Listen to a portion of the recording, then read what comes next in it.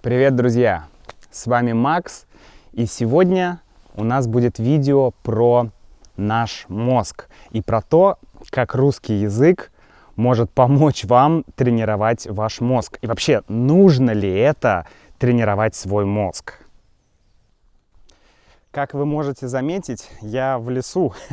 Да, я снова переехал в Ленинградскую область, в свой домик. И я записал подкаст о том, как я переезжал и какие трудности возникли при моем очередном переезде. Сейчас 28 апреля, весна, но весна в этом году очень холодная. Вот буквально только что шел снег, и вообще холодно, реально холодно. Очень холодная весна. Птицы летают. Здесь очень красиво. Сейчас мы будем идти к озеру и обсуждать вопросы нашего мозга. Идея снять такое видео появилась у меня после того, как я прочитал книгу, вернее, прослушал книгу одного японского автора и врача Такаси Цукияма. Он написал книгу, которая называется «Забывчивость. Мое второе что-то там». Забавное название. И в этой книге он говорит о том, какие проблемы возникают у современных людей с интеллектом, почему они возникают и что с этим делать. Мне эта книга понравилась, я ее начал читать, потому что я сам иногда чувствую, что что-то забываю. И вообще тема развития своего мозга меня очень интересует, потому что мне кажется, что это очень важно. Важно развивать не только свое тело, да, физически, но и свой мозг.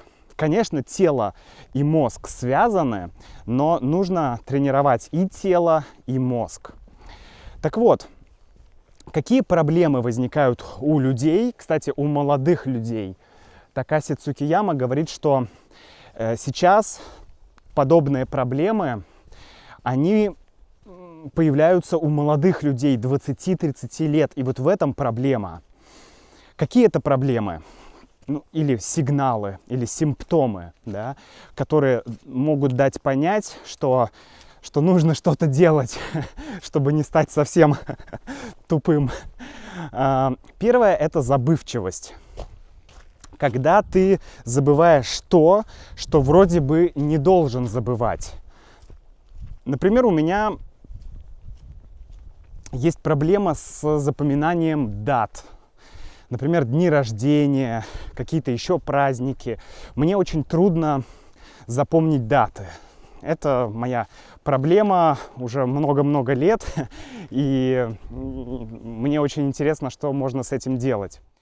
Вторая проблема – это снижение творческих способностей или снижение креативности. Когда человеку становится сложно делать что-то связанное с творчеством, там, рисовать или что-то писать или снимать видео, когда ему становится сложно это делать.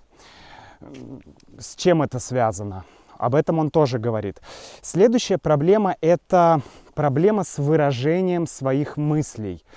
Когда тебе трудно формулировать фразы, предложения, когда трудно излагать свои мысли, да, когда ты начинаешь, вот, это самое, вот все вот это тоже говорит о каких-то, может быть, проблемах небольших или больших.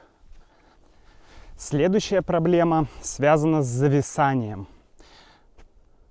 Когда у тебя не такая быстрая реакция, когда кто-то тебя что-то спрашивает неожиданно, и ты не можешь ответить, или когда тебе сложно принять решение, или вообще когда тебе сложно действовать, и ты как компьютер зависаешь.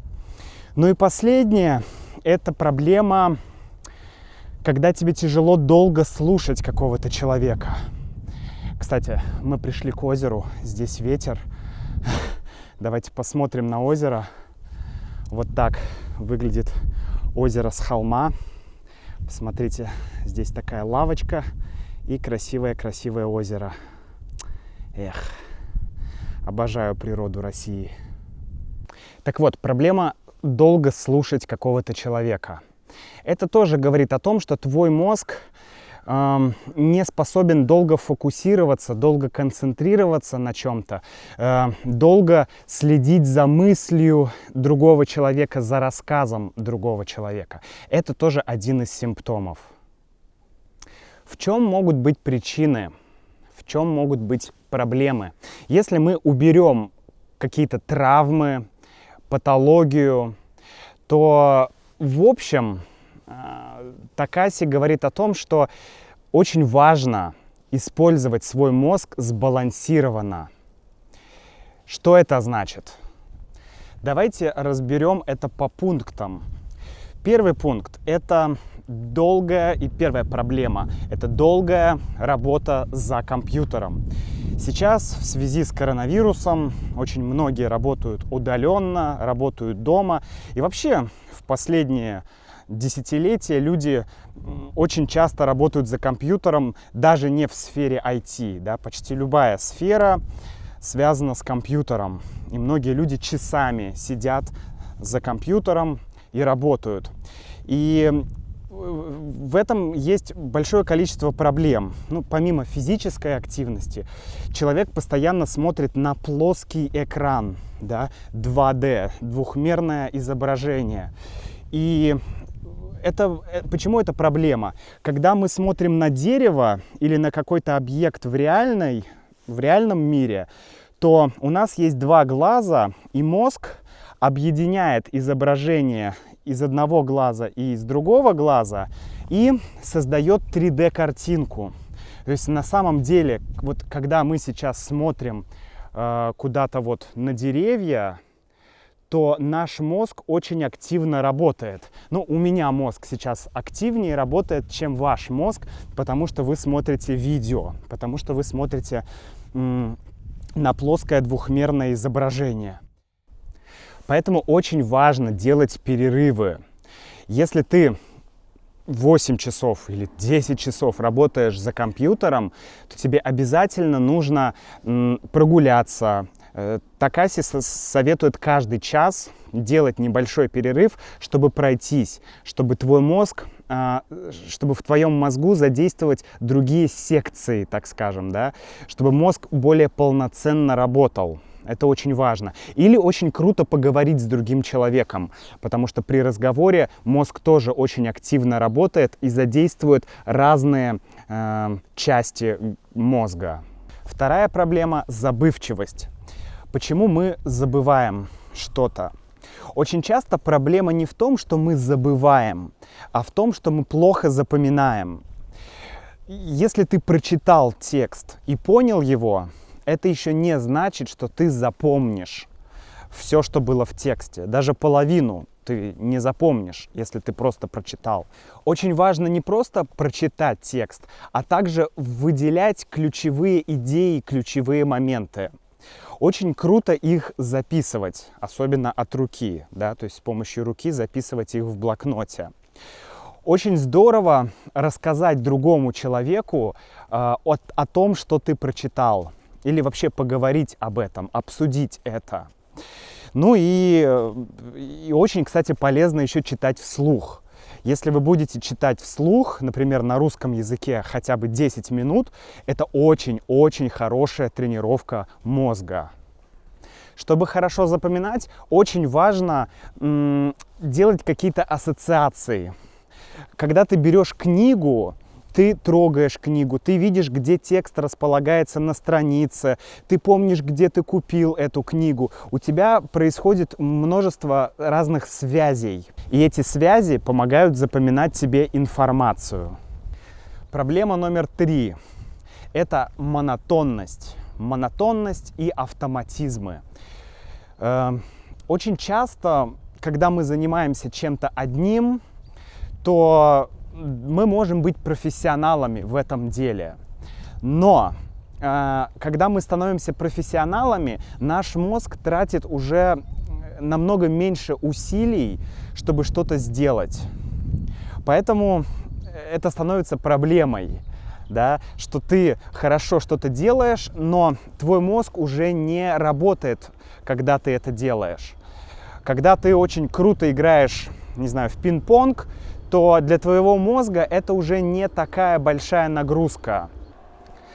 То есть очень важно заниматься разнообразной деятельностью, иметь хобби какие-то. О, смотрите, какая огромная собака. Такая огромная. Очень важно заниматься разнообразной деятельностью. Если после работы человек приходит домой и смотрит телевизор, ну, понятно, что мозг не будет развиваться. Нужны хобби, нужны дополнительные занятия. Причем намного лучше, если твои хобби будут сильно отличаться от того, что ты делаешь на работе. Четвертое – это социальные связи. Люди – это социальные существа.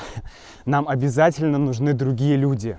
Когда мы общаемся с другими людьми, мозг работает очень-очень-очень хорошо, потому что мы видим человека. Здесь есть и эмоции, и логика, и разговор. Иногда мы чувствуем себя некомфортно, иногда мы смеемся, иногда мы плачем, мы пытаемся понять другого человека. Это все очень сильно помогает нашему мозгу полноценно включаться в работу. Тихо, тихо, тихо, тихо. Причем важно общаться с незнакомыми людьми, потому что мы привыкли к нашим друзьям, к нашим родителям, к семье, и нам очень просто с ними общаться. И в этом тоже есть проблема. Лучше общаться с незнакомыми людьми, там, с клиентами на работе и так далее, для того, чтобы полностью включить мозг. Ну и пятое – это сложности. Когда мы хотим убрать разные сложности, какие-то задачи, которые нам не нравятся, делегировать их, то мы думаем, что у нас будет больше времени, чтобы заниматься более важными или творческими делами. Но по факту все эти маленькие сложности, они позволяют нашему мозгу полноценнее работать. И это приводит к тому, что у нас есть больше ресурсов, больше интеллектуальных ресурсов для решения сложных и каких-то креативных задач. Поэтому, если у человека есть 2 месяца, чтобы решить какую-то задачу, одну сложную, то ему будет труднее ее решить, чем если у него еще есть много разных мелких задач. Потому что эти мелкие задачи позволяют держать мозг в тонусе. Ну и вообще потребление простого контента – это проблема. Посмотрите, все почти ролики в Ютубе, они дают вам конкретное мнение.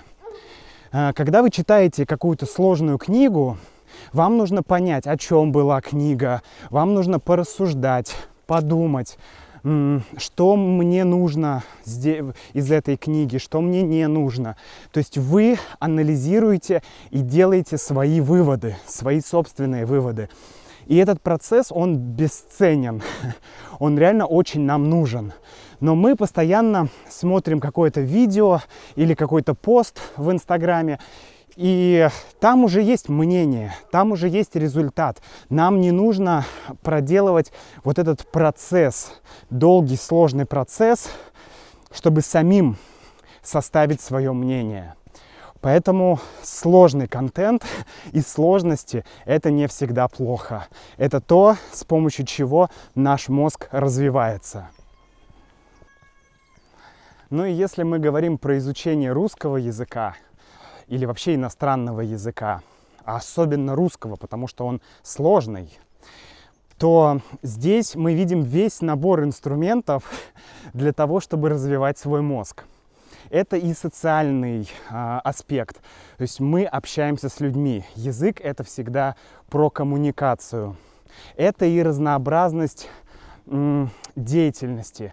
Ты можешь читать книги, смотреть видео, ты можешь общаться с людьми, ты можешь заниматься грамматикой или не заниматься грамматикой. Эта деятельность очень разная. Ты можешь писать, ты можешь читать. Да? Это все очень круто на самом деле для работы мозга.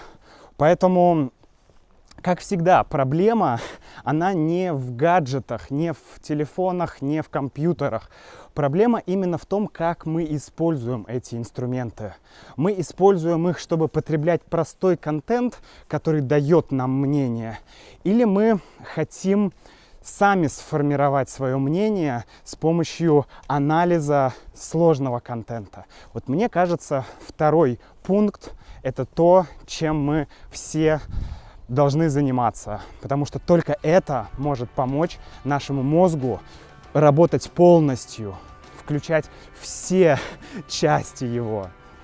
Поэтому, друзья, желаю вам удачи в изучении и практике русского. До встречи в следующем ролике. Пока-пока.